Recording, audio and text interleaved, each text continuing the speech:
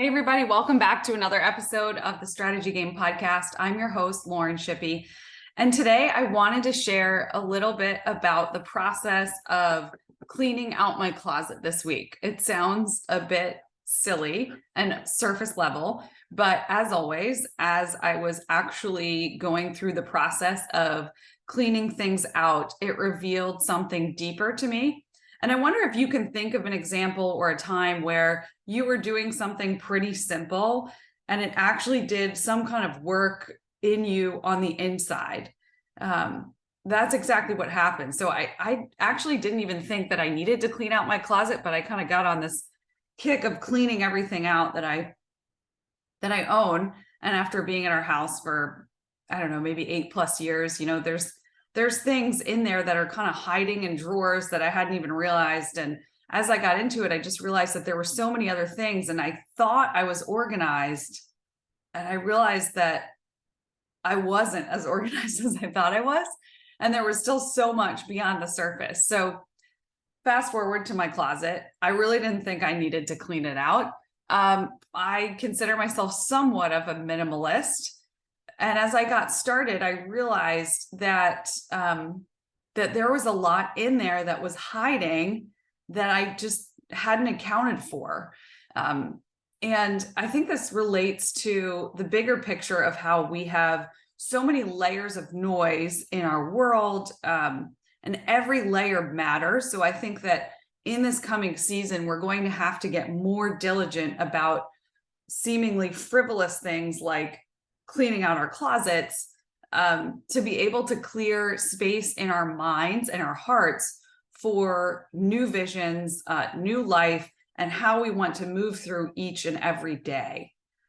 So I think that something like this can be directly connected to the space that we have and the freedom that we have in our lives in general. So I'm going to go through the 4 categories that came to mind as I was writing about this. And the first is the classics. So these were things, there were some things in there, maybe it's just a plain black shirt or, something pretty basic. And I thought, well, these are the things that I can always wear when I have nothing else to wear, when I can't think of anything else, right? And it doesn't mean that I love it. It just means that I've been holding on to it because it's a classic. The second is the unassuming. So those that had skated by in the back of the closet undetected for way too long, they're kind of like shoved way in the back and you don't really look at them. And like you might do a run through, like a browse of your closet, and you might see them. They might catch your eye from time to time and you think, well, I don't know if I really like that. I mean, I haven't worn it in a while, but there might be an occasion where I might wear it. So you kind of let it go and you hold on to it. Then there's the false alarm. And these are the things that I thought I loved until I asked myself, and I caught my first guttural response, and I realized that I didn't actually love them. And then there were the true yeses, and these are the fun ones because this is like, that you love it immediately. And there's no hesitation about it. You just know that it's yes, and you rock it. You love it. So these are the categories that came to mind. And then I started thinking about like, well, I think that, this might apply to the noise in our minds and maybe some triggers of the noise. And as I was going through the closet, what I feel like I was discovering was that I was learning my voice in a different way. I was learning to listen to my voice. And most importantly, I was learning to trust my voice. And so as I got into this and I was like, kind of like thinking through these categories and thinking about like, do I love it? Yes or no? Right. And the first response that came to mind was the response that I went with. And if it was a no, it went out. And the momentum built and I got more and more excited because I thought, this is great. This is so freeing. Like, I can't wait. I'm just going to have stuff I love in my closet. And I'm just going to get to wear the stuff I love. And who cares if I have less? That's great. I don't have as many decisions to make. Right. And as I was filling up the trash bags, I was realizing that nothing is off limits. Nothing has to be off limits here. I can go for it. And that was really freeing. So when I first started cleaning out the closet, I felt guarded and I felt like protective over some of the things like, well, I might need this for that. And I don't want to get rid of this because, and I've had this for years, so I can't get rid of it, right? And so the more I like surrendered those things and kind of like let go any kind of like preconceived thoughts I had or notions about things, then I got faster and I felt lighter and I trusted my voice, right? And so I think that that's a practice that we can always apply, whether in business or in life, because as we iterate on things, as we do things more frequently, we get better at them and we get lighter and we learn to trust our voices more.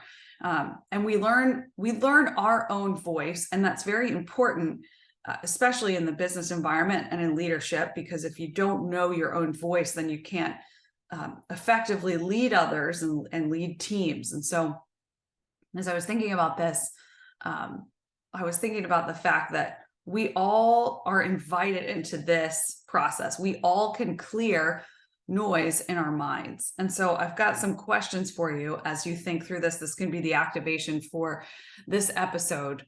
And it says, what can you clear out to get some more space for the things that matter most to you? What classics do you have? And classics represented default patterns for me. Those default patterns that I rely on, maybe that need to be disrupted. Sometimes you've been doing something for so long that it's just habitual, but it's not actually serving you well. So what things like that do you have that you can clear out? And then there's the unassuming thoughts, right? The unassuming, the ones that slide by, right? That aren't really serving you well or are hiding beneath the surface in your subconscious that really need to be recognized and called out and brought up to the conscious mind and cleared out, right? So you just cleared some more space. And then the false alarms. So things that you think you enjoy, but you really don't. What are your true yeses and how can you say yes to them more? So this was just such a powerful process for me. And I wanted to share it with you all because it was a lot more enlightening than I thought a closet clean out would be. I never actually planned to have this adventure, but it turns out there was a reason for it. So I'm excited for you to be able to be on the lookout for these things, these categories. And as you go throughout your week, think about what are the classics that I'm clinging to that I don't need to anymore, the unassuming things that are hiding in the shadows that I need to actually call out and bring up to the surface so I can let them go and surrender them. And then the false alarms. So anything that you really think you enjoy, but you actually don't. Thanks so much for listening in. As always, head to www.storywork.co for more, and I will drop in the blog link so you guys can read the full post. Thanks so much.